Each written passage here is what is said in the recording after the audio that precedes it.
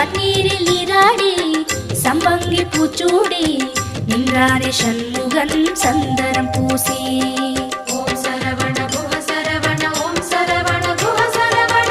பன்னீரில் நீராடி சம்பங்கி பூச்சூடி நின்றானே சண்முகன் சந்தனம் பூசி. தங்கரதமாடி வரும் வள்ளல் முகம் கோடி பெறும். தங்கரதமாடி வரும் வள்ளல் முகம் கோடி பெறும். வள்ளல் கரத்தாலே வாழ்வு வரும். குஹன் என்றாலே சுகம் என்றாகும். குஹன் என்றாலே சுகம் என்றாகும். பழனி மலையில் பழகும் உறவில் பாசம் பிறக்கும். சண்முகநாதனை